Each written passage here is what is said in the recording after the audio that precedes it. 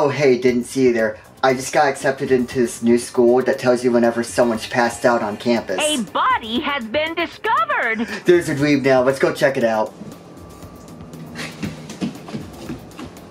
I do not think they're drunk. Danganronpa, a game series that was underrated for so long, blew up in popularity in correlation with the last piece of media in the entire franchise coming out, to which I am sure the entire fanbase is thrilled. But let's rewind quite a bit to talk about the development and the first game as a whole. The second best place to start. The actual start. Coming right after reading the last page of a book to see how it ends before you even start it. Why did I do this? Danganronpa was initially written by writer Kazutaka Kodaka, who felt his previous ideas were a bit aligned with the action-adventure genre, which has led him to thinking that his games weren't popular. So he wanted to make a more dark story-based idea, which led to him coming up with a killing game. While people were shaky about the idea of high school students killing each other and, well, a lot more issues, the game got developed with the core gameplay idea of being a stylish, high-speed, reasoning action game. Those words have never been used in the same sentence outside the context of Danganronpa. There's actually footage of what the beta of Danganronpa looked like before it became what we know it as. It was originally a game called Distrust, and it had a darker, more toned-down vibe, and it feels different in comparison to what the game ended up being. Everything just looked more miserable and realistic, well, as realistic as an anime aesthetic game can be. Fundamentally, it's the same game in terms of, well, its fundamentals, but honestly the difference in visuals makes a whole world of, again, well, difference. Why did I even buy this 2-page dictionary? I mean, there's a reason this beta is referred to as its original beta name, Distrust, and not just as the Danganronpa beta. The only pre-production information I'm curious about is what the is this Monokuma design? On November 25th, 2010, the original Danganronpa was released in Japan for the PSP to pretty solid sales, getting to 280,000 copies. It even got an anime adaptation 3 years later in 2013 by the same studio that would later tackle Assassination Classroom. But it wouldn't be until 2014 that America would get its own release of the game on the PS Vita, being renamed Danganronpa Trigger Happy HAVOC. But the most interesting part is that doesn't mean that's when America got its fan base. People would translate all the dialogue and screenshot the game and share it on a Let's Play archive website. I don't know if I feel bad for the people who had to do that to get the story they enjoy, or if I'm jealous of the attention span they had to have to do it. Reception was very favorable for both the PSP version as well as the Western release on the PS Vita. People really liked the story, praised the aesthetic, found the gameplay interesting, but some people had issues with the mysteries of the game, even saying that it wasn't uncommon for players to find out who the killer was way before the characters in the game did. Damn, who let the cast of Scooby-Doo play? An understandable issue, but even with that, it was still very well received and well regarded, especially with a huge passionate fanbase, citing again the group of people who went through the screenshots of the game to experience the story. And to rope in a fanbase that intense and passionate, that game must have a very interesting plot and, well, the plot sure is interesting. Damn it, I'm running out of words to use to describe Danganronpa.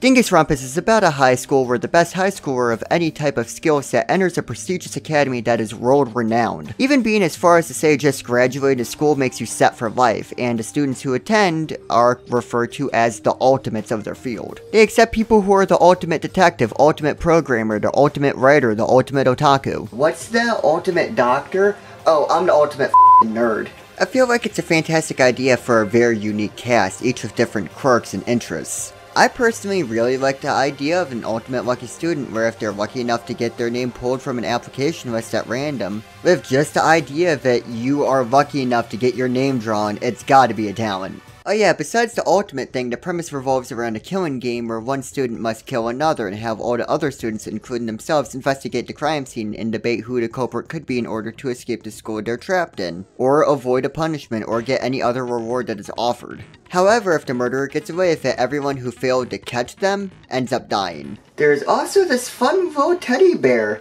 He kinda wants the students to kill each other, so he's not very fun to be around. But I can't move on without talking about Danganronpa's characters, which this game thrives off of, with their unique designs that connect to their ultimates and their unique personalities. We have Makoto Naegi, who's the protagonist and ultimate lucky student. He stands out for how relatively plain he looks compared to everyone else, which reflects his ultimate talent just being pretty damn lucky, which we do see in play a few times in the game. Leon Kiyowada, the ultimate, baseball player. I can tell if, the rock and roll look. He has a background story connected to it, so it's fine. We have Kyoko Kirigiri, whose ultimate is a mystery until around the end of the game, so I won't spoil it here. We have Togami, who's 75% leg and also the ultimate CEO of money or something like that. Asahina, who's the ultimate swimmer, Fukawa, who's the ultimate author, Yasuhiro Hagakure, who's the ultimate clairvoyant. You're clairvoyant? Thank God, I was actually wondering about this lottery ticket. Does it taste good when I eat it? Junko Inoshima, who's the ultimate fashionista, Sayaka Mizano, ultimate pop idol, which I can't imagine in terms of high scores, there's a huge competition for that one. Chihiro Fujisaki, who's the ultimate programmer, Mondo Owada, who's the ultimate high school biker. Again, I don't know how big the list of competition is there, I can't imagine it's that big though. Ishimaru, ultimate tells on me for not having my hall pass. Hifumi Yamada, who's the ultimate fanfic creator. Someone who works for the school, canonically speaking, had to scout him. Someone had to read his fanfiction and thought it was so good they had to scout him. Like, I know the entire thing's like, oh, he sold so many copies. I want to believe that an employee had to read this guy's fanfiction and decided, free ride. Celestia Ludenberg, the ultimate gambler, and Sakura Ogami, the ultimate fighter. Yep, if I had to pick a group of people to be in a game where they had to kill each other, it would probably be these guys. Let's roll straight into gameplay. So pretty much, it's a murder mystery game that takes place over many days where these characters are locked into school together, and the game makes you play through that as well as the murder mystery portion. These two segments are broken up into daily life and deadly life. Daily life, you go through the story a bit, but you have 2 time slots a day to spend time with characters however you please, hanging out with them, and unlocking bits and pieces of their story. Being able to grow your friendship with them by giving them gifts and giving up those time slots for them, and if you max them out, they give you their underwear. Hey, going to McDonald's is pretty cool. What are you giving to me? What the hell? The part that makes the social aspects interesting is, you never really know when the game is gonna kick off with a murder. And the person you could have been trying to get's whole story could easily be killed or if killed next, which rolls us straight into the second part of the game called Deadly Life. Are you sure there's no third part? Which has an investigation section and a class trial section. I want to focus mainly on the class trial section because the investigation is just clicking on random parts of the screen until Naegi says something is cool. But now we get into what is my favorite part of the series and what makes this game stand out from most other murder mystery games and what makes this game feel truly unique even compared to games that are inspired by it. The class trials, and let me just say, I adore these. Most of the time. It's just the concept is fantastic. Though when I hear class trial, I can't help but think of something like this. Oh hey, didn't see there. I'm Fayko, the ultimate not killer, and today I'll be telling you why I didn't kill them. Reason number 1, I hate stabbing. The class trial starts off as a discussion, but we enter the primary minigame of the class trial, which is the non-stop debate. Some of the evidence you gather throughout the investigation will be given to you as truth bullets, and as people talk about what happened, some of their words will be highlighted, and it's up to you to find a piece of evidence that goes with the incorrect statement. Did you just say SpongeBob was on Cartoon Network? With my truth blunt force object, I'll go through that statement. Of course, there are different minigames in trials besides just the main debate section, but they aren't varied like they are in future entries. It kinda reminds you that this was a PSP game at first, because in class trials there's only one other game where you have to piece together letters to form a word based on what's floating around, and if I said it was fun, I would be lying to you. It usually either feels like it's trying to make you realize evidence out of nowhere, or it's a super obvious example and you're just stuck waiting for a letter to pop up. Did you kill them?